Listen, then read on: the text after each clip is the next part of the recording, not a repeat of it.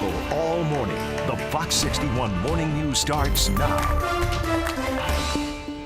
Right now it's 6. Hey, at least a lot of us got some rain, some much needed rain, but areas of the state are still facing a drought. We'll tell you how that is impacting some farms at one of the worst possible times. And is rising inflation here to stay? What we're expected to find out today when it comes to the cost of living. Also, medical experts still keeping an eye on COVID. We'll tell you what they are trying to figure out about what appears to be the latest surge that's getting started here in the United States. Good morning. Thanks so much for starting your day off with us here at Fox 61. I'm Erica Arias. And I'm Tim Lammers. Good morning. We're going to get you started with the weather as we take a live look at Hartford, New Haven, Mohegan Sun. A lot of you were sending in pictures and videos of the thunderstorms that came through last night. Don't know how widespread they were. I know we got our fair share and some much needed rain. I don't think I got any, or at least I didn't notice. A little bit, right. And I got less than you. And I was thinking of Tim last night. Yeah, we were under the gun. You were getting north. rocked. Yeah, like little leaves and little twigs down. Yeah. Really? Yeah. Oh, yeah, there was some yard bags blown across the. A little bit of damage. It was all on the northern border of the state. It was where farther north you went. Bigger trouble down on the shoreline. Dud. Humidity takes a pause behind the front. Lots of warm sunshine over the next couple days, but we're going to rise that humidity level right back up with a vengeance. Stand by for that. Temperatures 71 in Hartford, 72 in New Haven, 71 in Groton. Your dew points are better. Still a little high, but listen, it's okay to have this at 62, 64. It's better than near 70, which is where we got it last night. Lots of clouds across the board, but even more sunshine. And today, really nothing to worry about, which is the way we like it. Kind of northwesterly flow. You can barely see it. It's very light, but gone is that southerly flow for now. It'll become north and northwesterly as we go through the day. You see, there's nothing to show you on the guidance. So here's the backyard forecast. Lots of sun, 79 at 10 a.m., 88 at 2 o'clock with plenty of sun is what it should say, and a nice evening ahead. We'll talk about the humidity as we're getting closer and closer to the weekend. What's in store? The answer's coming up. Right now, let's check the roads. Warren Zenzi joining us with a look at traffic. Good morning, Matt. Good morning, everyone. 6:02 here in the CTDOT Traffic Center. Following a couple spots of delay this morning just because of some cleanup from a pretty bad accident. First, though, let's get you out to Greenwich area.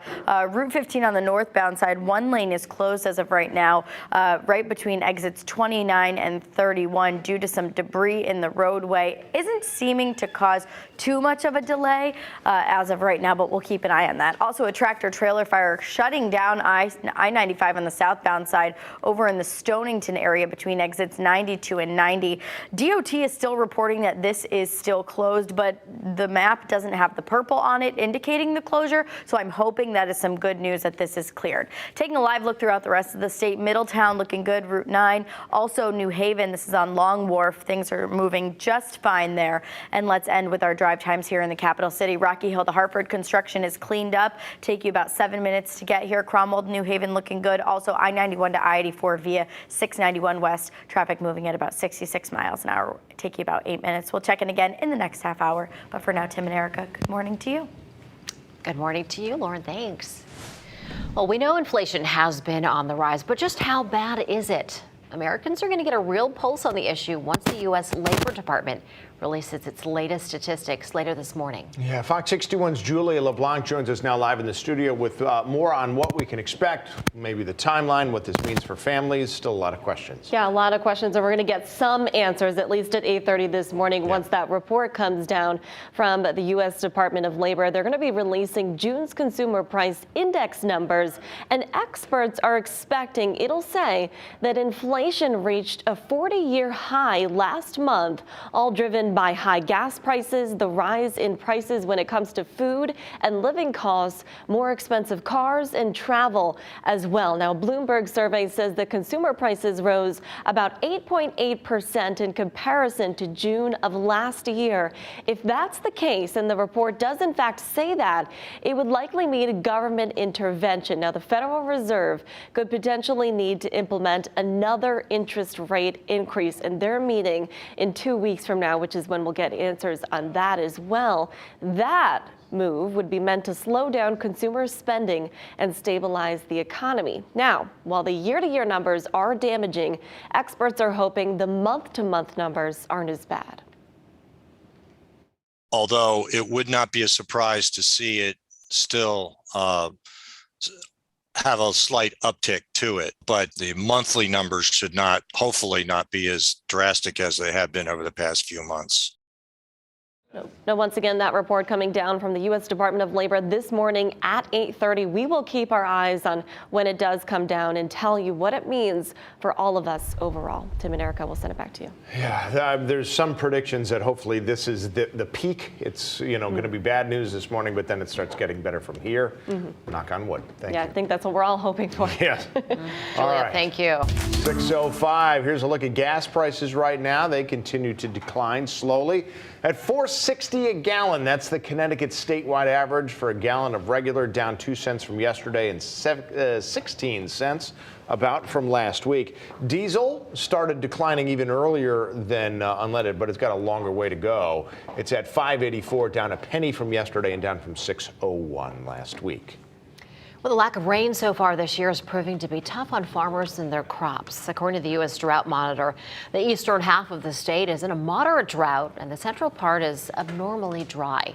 It does make for a challenging time for farmers, and they've had to deal with the impacts of inflation with the cost of fuel, fertilizer, and more on the rise, and the existing struggle of running a small business. You're competing against supermarkets, and they're getting stuff from areas that have lower labor costs and maybe have, more favorable weather this year. Several customers we spoke with say they make it a point to try to shop local. Now, if you didn't know, Tool Meadow Farm is one of their most popular products is ice cream. So all the sunny days are great for bringing customers in, even if they're not great for crops. All right, to Naugatuck now, where a man is in critical condition after he was hit by a car trying to stop a car break-in. Police say the man tried to confront the suspect who was trying to break into his vehicle on Alma Street. Now, while doing that, police say the man was hit by another vehicle that then sped off. Police are now asking neighbors who might have home surveillance cameras to come forward. In Windsor Locks, firefighters were called to a house fire yesterday night on Juniper Lane. They said it's too early to say how the fire started, but the National Weather Service at this point believes it may have been caused by a lightning strike from the storms that rolled in last night. In Tolland, firefighters are trying to figure out how a fire got started inside a detached garage, one that spread to a nearby home. This happened on Old Kent North Road yesterday. Firefighters from nearby towns were called in to help. Nobody was hurt. Crew said, though, it was a tough fight because of the heat, so much so that they had to keep rotating firefighters in and out. And down to Norwich now, several people hurt after a fire quickly spread through a building that housed apartments as well as businesses. Now, when crews arrived on the scene along Main Street, firefighters found one resident trying to put out the fire. 7 residents and 3 firefighters were treated for injuries. The fire department says the building was built back in the 1800s and had numerous modifications that allowed the fire to spread so quickly. And we do have a Fox follow-up for area here now from New London. The fire department there and the union representing its staff have come to an agreement for random drug testing of staff members. 1/3 of the 130 staff members will now test each year, or around 45 employees a year. This comes after the death of a firefighter at his home, which later revealed drug problems within the agency. The wife of former state representative Michael DeMassa pleaded guilty to wire fraud and conspiracy charges. Lauren DeMassa was accused of stealing federal COVID relief funds from West Haven. Federal prosecutors said she was paid nearly $148,000 for services she never provided to the city. You're looking at video of her husband. More on him in a second. Her lawyer claims she gave most of that money to her husband, Michael. As for him, he's also facing charges, but he has pleaded not guilty. Happening today, the state is granting $6.3 million to the capital city that's going to be used to redevelop a long blighted area. Now, that funding is going to focus on the area near Dunkin' Donuts Park between North Crossing and the Clay Arsenal neighborhood. It's going to redevelop more than 60 housing units and more than 85,000 square feet of retail space. And it's also going to be used to enhance pedestrian connections there in that area. And if you thought the fireworks shows were over, you were wrong. Tonight, the city of Vernon is going to be hosting their annual July in the Sky Fireworks Spectacular.